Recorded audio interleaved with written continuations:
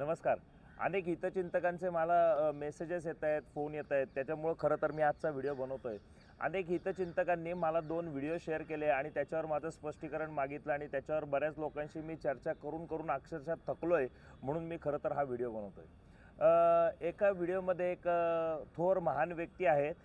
त्यांनी मला असं सांगितलंय की त्यांच्या गाडीवर ते पोलिसांचा लोगो लावून फिरणार आणि जर ते आणि मी समोर आलो तर ते आहेत आणि मी आहे.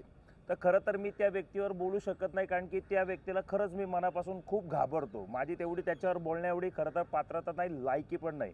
कारण की हा माणूस स्वतः म्हणतो की माणूस जे पण करतो ते त्या परिस्थिती खातर करतो. त्यामुळे मी पण जे काही करतोय ते मी माझ्या काही परिस्थिती खातर किंवा मला आलेल्या अनुभवावरनं मी खरं तर व्हिडिओ बनवत असतो. पण कसं आहे की त्यांची परिस्थिती पण माझी परिस्थिती नाही. त्यामुळं मला त्याच्यावर काही बोलायचं नाही. पण ती व्यक्ती परिस्थिती खातर थायलंडमध्ये उपजीविकेसाठी गेली होती आणि थायलंडमध्ये त्या व्यक्तीने तिथं चोऱ्या केल्या आणि तो व्यक्ती एवढा थोर महान आहे की अल जझीरा असेल, CNN असेल, BBC न्यूज चॅनल असेल, त्याच्यावरही तो चोर आहे याच्या बातम्या झळकलेल्या होत्या. आणि त्याच्यानंतर तिथल्या पोलिसांना, म्हणजे आपल्या देशातल्या पोलिसांना तर सोडा, परदेशातल्या पोलिसांनाही त्यांनी चोप दिला होता. जो माणूस परदेशातल्या पोलिसांनाही चोप देऊ शकतो त्यांना खरंच मी घाबरतो बरं का. कळलं का? त्यामुळं तो आणि मी समोरासमोर झालो ना तर खरं तर मी त्याच्या पायाच धरणार आहे. कळलं का? परिस्थिती किती खराब असली ना तरी मी आजपर्यंत, माझी परिस्थिती खराब आहे पण मी आजपर्यंत चोऱ्या केल्या नाहीत. कळलं का? त्यामुळे अशा थोर महान माणसाला समोरासमोर झालो ना तर मी त्याला काहीच बोलणार नाही, मी त्याच्या पाया पडणार आहे.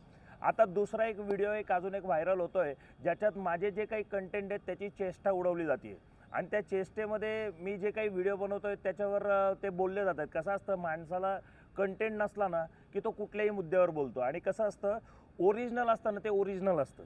म्हणजे मी आता एखादी बंद पडलेली बस दाखवतोय तर ती व्यक्ती खेळण्यातली बस दाखवतीये. मी रस्त्यावरच्या खड्ड्यांवरनं बोलतोय तर तो कुठला तरी खड्डा दाखवतोय आणि तो माझ्या सगळ्या कंटेंटची चेष्टा उडवतोय. तर याच्यावर माझे माझे फॅन फॉलोअर आहेत त्यांचं असं म्हणणं आहे की मी त्याला काहीतरी उत्तर द्यावं. तर त्या व्यक्तीवर मी उत्तर देण्यासारखं काही नाही आहे. कारण कसं आहे की ज्या माणसाकडं कंटेंटच नाही तो लोकांची चेष्टाच उडवणार ना. त्यामुळं त्याच्यावर मी काही बोलावं तेवढी खरं तर माझी पात्रता नाही आहे. पण एवढं नक्की सांगतो की ती व्यक्ती एक खूप मोठी समाजसेवक आहे. कळलं का? आज एखाद्या रस्त्यावरनं खड्ड्यावरनं जर एखाद्याचा जीव गेला किंवा एखाद्याचं शरीराला काही दुखापत झाली, एखाद्या गाडीचं नुकसान झालं तर त्यात काय एवढं? एखादा माणूस कामावर त्या बसमधनं जात असेल आणि बस रस्त्यामध्ये बंद पडली आणि त्याला कामावर जाताना काही खोळंबा झाला तर तो माणूस बसमधनं फिरणारा माणूस कोण आहे? गरीब आहे. गरिबाची अशी जर तारांबळ उडाली तर काय फरक पडतोय?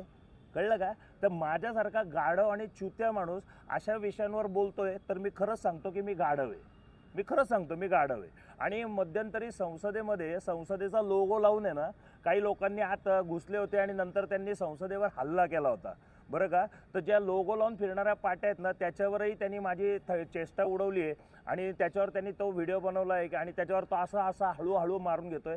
तर कसं आहे माहिती आहे का, मारायला असं लागतं, असं जोरात इथे ताकद लागते.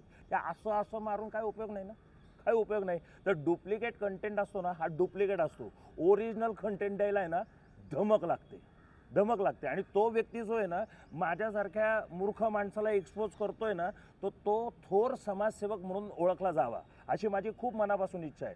तर ह्या दोघांनाही आहे ना जास्तीत जास्त फॉलो करा, जास्तीत जास्त त्यांचे व्हिडिओ बघा, त्यांचे व्हिडिओ शेअर करा आणि त्यांना या जगामध्ये खूप प्रसिद्ध करा अशी मी जनतेला आणि माझ्या जे काही समर्थक आहेत किंवा जे माझे हितचिंतक आहेत त्यांना मी हात जोडून विनंती करतो. खरंच त्यांना जास्तीत जास्त फॉलो करा, त्यांचे व्हिडिओ शेअर करा आणि त्यांच्या चॅनलला किंवा त्यांच्या इंस्टाग्राम अकाउंटला लवकरात लवकर फॉलो करा अशी मी माझ्या समर्थकांना, माझ्या हितचिंतकांना हात जोडून विनंती करतो.